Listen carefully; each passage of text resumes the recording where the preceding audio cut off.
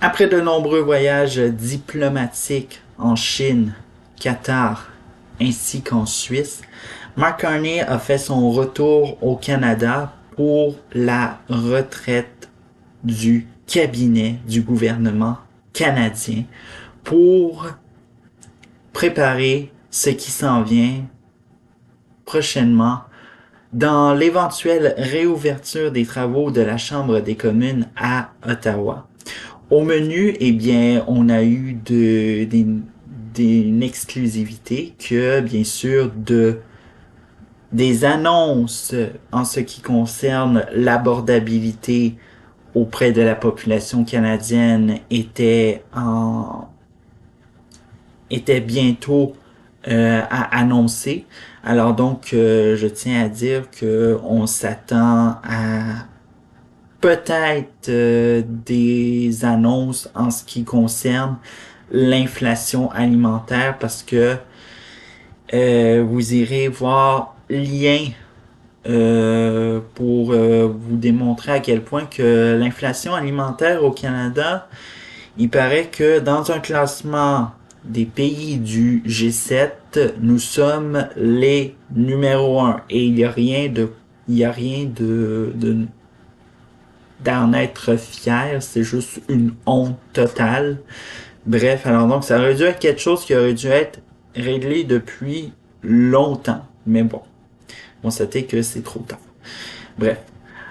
Autre chose évidemment qui a marqué cette retraite de cabinet qui s'est passée à Québec, ce fameux discours à l'unité nationale. Mais bon, à quoi ça avait l'air d'unité nationale? Il y a beaucoup d'analystes, de journalistes qui ont remarqué que ce discours-là, il était pas si unité nationale, ça ressemblerait plutôt à un discours qui était très électoraliste et puis l'unité, on sait pas où ce qu'elle est. Tellement perdu cette unité nationale que dans la version en français, et c'est là où que on se demande Mark Carney, il est pas là, hein. Il est un peu ailleurs en disant que la guerre des plaines d'Abraham, ce n'était pas de l'oppression, mais de l'adaptation. Bref, on s'entend que les faits historiques, peu importe le pays, puis peu importe qui dirige, c'est soi-disant là une corde sensible. Puis on a beau imaginer qu'on comprend le sens figuré que le et c'est ça, le sens figuré de ce que veut exprimer, comme par exemple Carney avec la guerre des plaines d'Abraham. Malheureusement, les gens n'en comprennent que le sens propre. Et c'est là où le feu a réellement pogné, tellement que Carney, certains disent que Carney a fui Québec rapidement parce que le discours il était pas si bien réfléchi, soit disons-le. Et puis même que bon, Carney fuit, mais le reste du gouvernement est comme silence mortifère dans les rangs, en particulier chez les ministres qui sont députés fédéraux originaires de la province du Québec. Alors donc, même certains disent que c'est une erreur. Et d'autres, ils vont avec diversion. C'est le cas de Mélanie Joly à son entrevue dans les coulisses du pouvoir. Et bref. Alors donc, évidemment, chez les souverainistes québécois, ben ça ne passe pas, évidemment.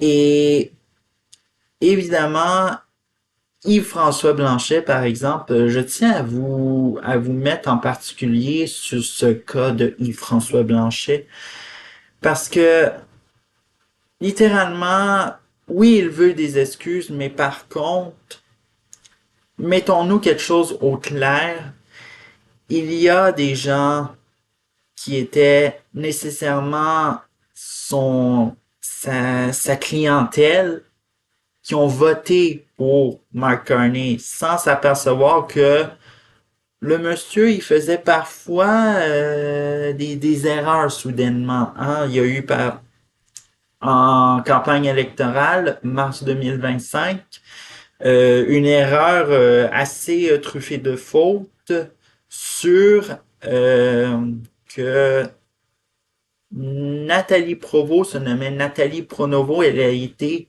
rescapée de la tuerie de Concordia. Alors donc, disons-le que même réaction du côté, je sais pas qu'est-ce qui se passe, mais on dirait qu'ils ont tous peur de se faire gronder après parce qu'on a critiqué sévèrement le chef.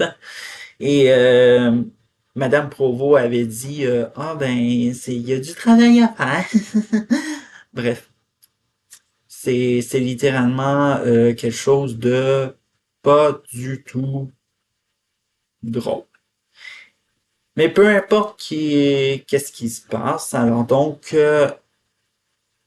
c'est très dommage qu'est-ce qui se passe. Alors donc cette unité nationale, ben c'est un gros échec.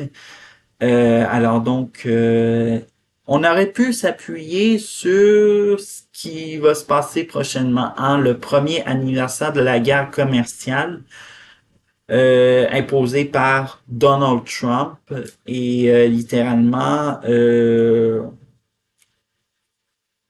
c'est ce qu'on a appelé l'an dernier avoir de l'unité nationale. Hein? On est tous littéralement, bon, je sais que c'est pas très bien elbows up en disant que on a démontré aux Américains à quel point qu'on était fâchés que leur président nous rabaisse, nous humilie, puis autre chose négative, puis par la suite veut faire de nous son 51e État. Bref, alors donc, par ailleurs, au niveau du 51e État, là, ça l'a bougé. Là, il y a un des secrétaires de Donald Trump, qui est l'équivalent de ministre au Canada, qui se dit que peut-être que on pourrait pas annexer l'entièreté du Canada, mais par contre, on pourrait y aller morceau par morceau. Et on pourrait commencer par l'Alberta. Et euh, rappelons qu'il y a une montée du séparatisme en Alberta aussi. Alors donc, voilà. Alors donc, exercice raté au niveau de l'unité nationale. Et bon, rappelons euh, qu'on n'est pas du tout fier de cet appel à l'unité nationale et qu'il faudrait plutôt travailler sur nous concentrer de ce qui se passe actuellement et arrêter de regarder le passé et aussi se préparer ce qui se passe dans l'avenir parce que la guerre des plaines d'Abraham, c'était évidemment pas un moment historique du Canada qui était, disons-le, mémorable et qui était sombre pour les francophones ainsi que les autochtones pour la suite de cette histoire.